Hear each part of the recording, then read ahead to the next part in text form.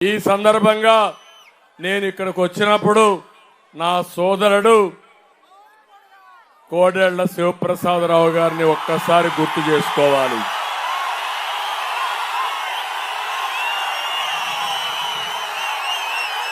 ఒక పలనాటి పులి,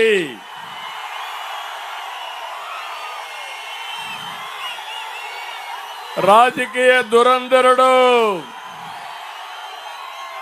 సేవాభావంతో పనులు చేసిన వ్యక్తి, అభివృద్ధి ధ్యేయంగా పనిచేసిన వ్యక్తి,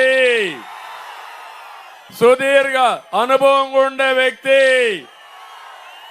ఏ పని అప్పచెప్పినా బ్రహ్మాండంగా నిర్వహించిన వ్యక్తి కోడెళ్ల శివప్రసాద్ గారు. ఆ రోజు మన నాయకుడు ఎన్టీ రామారావు గారు బసవతారకం హాస్పిటల్ అప్పచెప్తే నేను ప్రోత్సహిస్తే బ్రహ్మాండమైన ఫలితాలు సాధించిన వ్యక్తి కోడెళ్ల శివప్రసాద్ గారు. ఇక్కడే తారక రామ సాగర్ నేనే వచ్చి ఇనాగరేట్ చేశాను.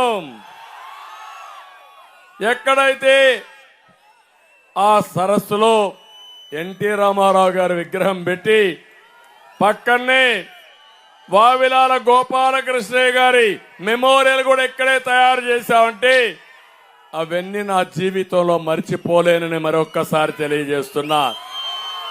అందుకే ఈరోజు మీరు చూడండి, ఒక సైకో పలనాడు టైగర్ ను కూడా వేధించి కడాన ఏ విధంగా ఆయన జీవితాన్ని నాశనం చేశాడో ఒక్క విషయం మీరు గుర్తుపెట్టుకోవాలి. ఆయనతో ప్రారంభమైనటువంటి హత్యలు ఈ జిల్లాలో ఘోషిస్తున్నాయి. అందుకే నేను వార్నింగ్ ఇస్తున్నా, మళ్ళీ మనం బ్రతకాలంటే, ఈ పిల్లల భవిష్యత్తు బంగారు భవిష్యత్తు కావాలంటే సైకో జగన్ పోవాలి.